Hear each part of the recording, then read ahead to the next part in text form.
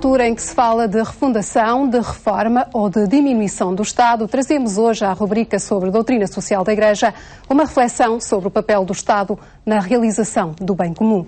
Para nos ajudar nesta reflexão, 2 membros da Comissão Nacional Justiça e Paz, Maria do Rosário Carneiro e Alfredo Bruto da Costa. Muito obrigado a ambos por estarem novamente connosco. Começo por si, professor Alfredo Bruto da Costa. Qual deve ser o papel do Estado na realização do bem comum? Ora bem, o Estado existe para realizar o bem comum. Portanto, temos aqui 2 problemas importantes. Em primeiro lugar, o que é que cada sociedade entende por bem comum. Em segundo lugar, o modo como o Estado assume essa responsabilidade de realizar o bem comum. Eu penso que uma coisa que se está a passar entre nós por estes dias, por estas semanas, por estes dias, suscita em mim uma grande preocupação porque revela uma inversão no modo de encarar o problema. Nós temos em curso uma reflexão sobre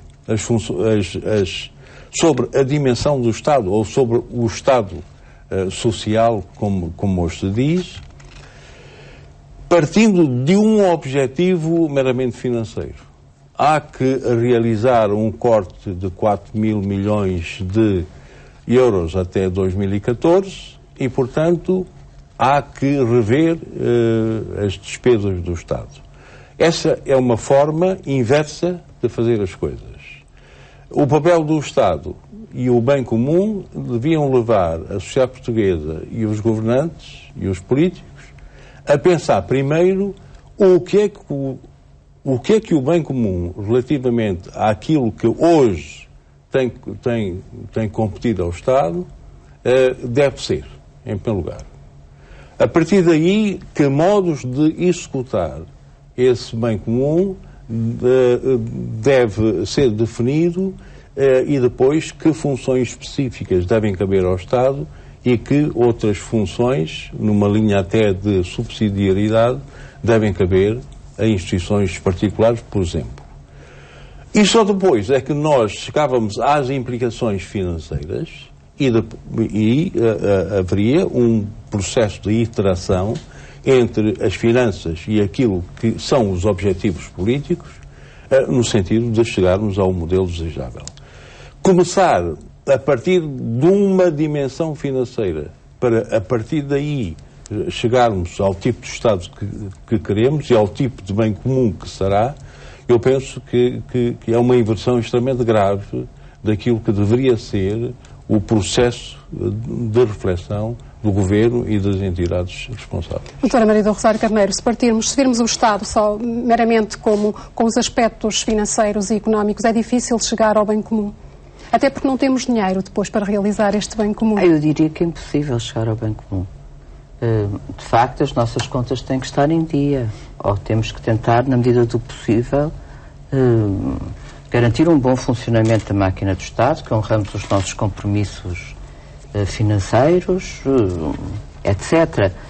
Mas esse é instrumental, porque o Estado nunca pode perder de vista que, tal como disse o professor Alfredo Bruto da Costa, a sua razão de ser, a razão de ser da comunidade política é sempre a realização do bem comum. E o bem comum é a realização da coisa boa para todos. E a coisa boa para todos tem a ver sempre, e em primeiro lugar, a dignidade. É qualquer coisa que se repete e, por vezes, quase que parece que é banal. Mas esta dignidade é muito concreta e tem exigências muito específicas e muito claramente definíveis. Coisas como emprego para o maior número possível de pessoas, justas remunerações, isto é, corretas equilíbrios entre preços e salários, evitar categorias privilegiadas no sentido de combater ativamente a desigualdade ou os níveis de tão grande assimetria, portanto, no sentido de eliminar e reduzir desequilíbrios. E tudo isto isto é, toda a questão financeira está ao serviço disto e não o contrário. Nós não temos que adaptar isto a metas que são definidas não em função de exigências que recheiam e que preenchem o bem-estar das pessoas e que assim se constrói o bem de todos e torna uma sociedade mais justa e em condições de viver em paz, torna-os reféns de objetivos que são de natureza técnica, que ignoram toda a dimensão humana e tudo aquilo que significa de impedimento da realização deste mesmo bem comum. Na passada semana falámos aqui que há tarefas que devem ser desempenhadas pelo Estado, outras que devem ser desempenhadas pela sociedade civil. Neste caso, e é uma reflexão que também se faz atualmente, o que é que deve ficar nas mãos do Estado e o que é que deve ser entregue à sociedade civil para a realização deste bem comum? Não há uma regra universal para isso. Depende muito da cultura de cada país. Eu encontrei, por exemplo, na Holanda, em 1970, numa altura em que fiz lá um estágio, 95% dos hospitais holandeses pertenciam a entidades não lucrativas. E tinham acordo com o Estado para garantir uns tantos cuidados. Portanto, naquela sociedade, as organizações sem fins lucrativos tinham um grau de eficiência próprio que permitia que o Estado assegurasse a sua função de último responsável pela saúde da população através de instituições sem fins lucrativos. E na minha conversa com um alto funcionário do Ministério da Saúde, perguntei-lhes: então vocês, os vossos hospitais, não têm o estímulo do lucro, não têm a pata do Estado por cima, porque é que são eficientes? Ele teve uma resposta interessante: nós gostamos de ser eficientes. Está a ver? É um problema cultural que não se põe em Portugal porque nós não temos a cultura da eficiência.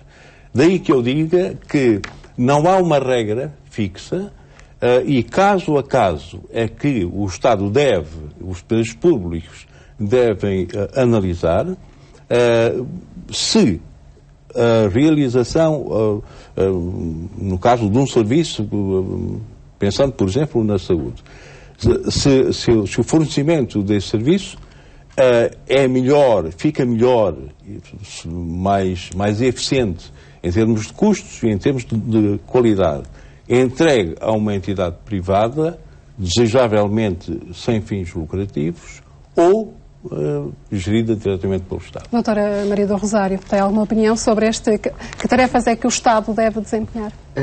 Entendo, como foi dito, que depende de sociedade para sociedade. E isso tem a ver com um papel que cabe naturalmente ao Estado. Filtrado pela sociedade civil, mas que cabe ao Estado, que é de regulação. O Estado tem que saber, tem que definir claramente as funções do Estado, tem que as assumir e tem que partilhar com a sociedade esse mesmo exercício, numa lógica de eficiência e de capacidade de cada órgão intermédio poder resolver. Na perspectiva de que a realização das funções tem que envolver todos, porque se destinam a todos. Isto é, tem um caráter totalizante. Esta realização do bem comum é totalizante porque diz respeito a todos. E assim, o Estado não se pode, no limite, demitir desta postura, ou deste papel que só ele cabe, de regulador daquilo que pode ser partilhado entre os vários corpos que compõem uma sociedade na garantia da realização totalizante deste mesmo bem comum. Uma função da sociedade civil. Encontrei no Reino Unido uma comissão que se chama o Cão da Guarda dos Serviços de Saúde. É uma comissão da sociedade civil que fiscaliza o modo como os hospitais e os serviços de saúde funcionam. Tem um nome curioso. Muito obrigada a ambos por estarem novamente neste programa. Ficamos por aqui. De hoje a 8 dias continuaremos a olhar o mundo à luz da doutrina social da Igreja. Fique bem.